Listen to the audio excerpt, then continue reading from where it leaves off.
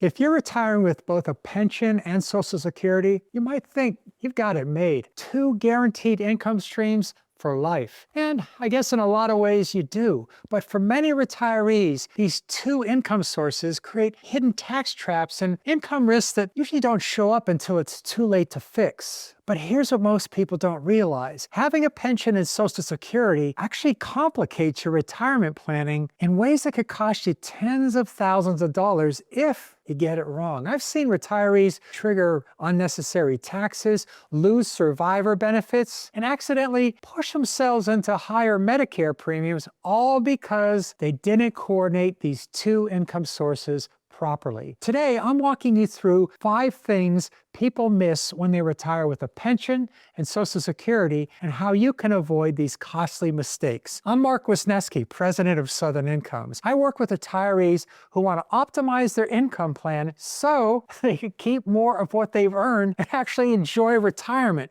without constantly worrying about money. If you find this helpful, hit subscribe and like this video. And if you want personalized help coordinating your pension, Social Security, and retirement income strategy, book a time with me. Links in the description. Number 1, they don't plan for the tax torpedo. The first thing people miss is what I call the tax torpedo. It happens when your pension income combined with Social Security pushes you into a much higher tax bracket than you ever expected. Here's how it works. Let's say you retire with a $40,000 pension and you take Social Security at 62 for another, let's say $25,000 a year. You're thinking, okay, that's $65,000 in income. I'm going to be in that 12% bracket. But here's the catch. Up to 85% of your Social Security can be taxable depending on all your other income. So now you've got $40,000 from your pension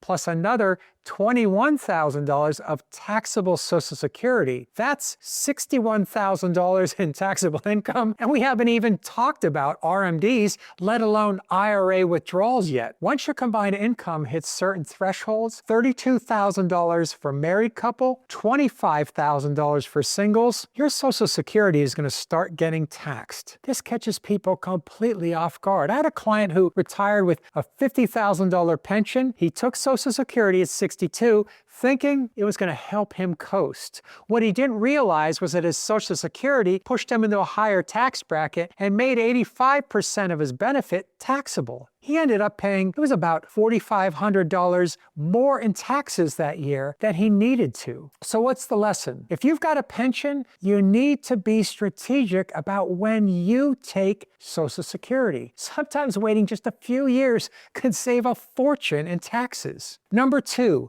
they forget to coordinate survivor benefits. The second thing people miss is survivor benefits. And this one can be devastating if you get it wrong. Here's the deal. When you pass away, your spouse doesn't get to keep both your pension and your Social Security. They usually get to keep the higher of the two. So let's say you're getting $3,000 a month from Social Security and maybe another $2,000 from your pension, and you pass away. Your spouse keeps the $3,000 Social Security check, but the pension might drop to $1,000 or maybe even disappear entirely depending on the survivor options you chose. A lot of people look at their pension payout options and they see something like this. Well, let's see, $3,000 a month for life with no survivor benefit and $2,400 a month with a 50% survivor benefit. And they think, I hate to say it, but they say, I want that money. I'll take that $3,000. But if your spouse outlives you, she just lost half the income. And if her Social Security is smaller than yours, she's now living on significantly less. I worked with a couple recently where the husband had a $4,200 a month pension and his wife had Social Security of just around $1,800. He was going to take that single life pension option because, let's face it, it was going to be $600 more per month. But when we ran the numbers, if he passed away, she'd lose the entire pension and only keep her $1,800 Social Security. That's a $4,200 a month drop. We shifted him to a joint and survivor option. Yes, he took a pay cut now, but if he dies first, she still gets $2,500 a month from the pension plus her Social Security. That's the difference between her being okay and being in serious financial trouble. Do not make pension decisions in a vacuum. You have to think about the long game. Number 3, they ignore IRMAA cliffs. The third thing people miss is IRMAA, income-related monthly adjustment amount. Basically, it's a Medicare surcharge that kicks in when your income gets too high. Here's the problem. If you've got a pension and Social Security, you might already be close to that IRMAA threshold without even realizing it. And once you cross it, your Medicare premiums can jump by $500, $1,000, even $2,000 a year or more. For instance, for 2025, if you're married and your combined income is over $206,000, you start paying IRMAA. If you're single, that threshold is going to be $103,000. And these are based on your income from 2 years ago. So let's say you've got a $60,000 pension and $30,000 in Social Security. That's going to be $90,000. But then say you take a $25,000 IRA withdrawal, or you do a Roth conversion, or maybe you just sell some stock. Suddenly you're at $115,000 or even $135,000. And now you are paying IRMAA. A lot of retirees do not see this coming. They get their Medicare premium notice and it's double or even triple what they expected. It's because their pension and Social Security already put them close to the line, and it just took one extra income event to push them over. The good news is IRMAA is totally avoidable. If you can time your withdrawals from your IRA, spread out your Roth conversions, manage your capital gains to stay under the threshold. But you have to know it's there. Number 4, they don't optimize their IRA withdrawal strategy. The fourth thing people miss is their IRA withdrawal strategy. If you've got a pension and Social Security covering most of your expenses, you might not need to touch your IRA for years. It sounds great, right?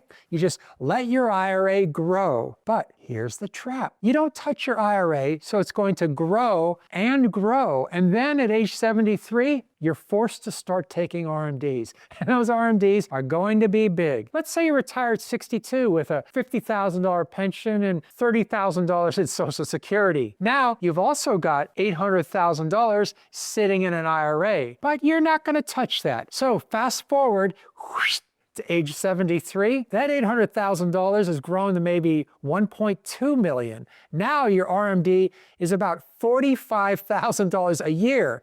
Add that to your $80,000 in pension and Social Security, and now your taxable income just jumped to $125,000. You're now in a higher tax bracket and paying IRMAA. Here's the better strategy. Start taking small IRA withdrawals in your 60s, even if you don't need the money. Use it to fill up those lower tax brackets or convert it to a Roth. I had a client with a $55,000 pension. He just didn't need his IRA. I told him, take $20,000 a year out anyway. You're in the 12% bracket now. 12%! If you wait until RMDs start, you're going to be in at least the 24% bracket or maybe even higher. Fortunately, he took my advice. Over 10 years, he pulled out easily over $200,000, and he spent some of that, and he also converted some of it to a Roth. But when his RMDs finally kicked in, they were less than half of what they would have been, and he's paying way less in taxes every year moving forward. If you've got a pension and a Social Security covering your needs, your IRA is a planning opportunity. Do not waste it. Part 5,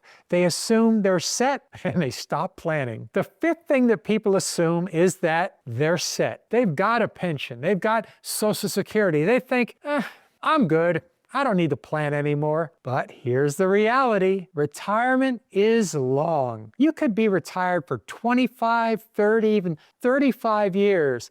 and a lot can change. My dad told me he has now gotten his retirement benefits and healthcare benefits for more years than the number of years that he worked in his career. It's true. Healthcare costs go up. Inflation eats away at your purchasing power. Your pension might not have a cost of living adjustment. So that $50,000 a year that you're getting today, it might only feel like $30,000 in 20 years.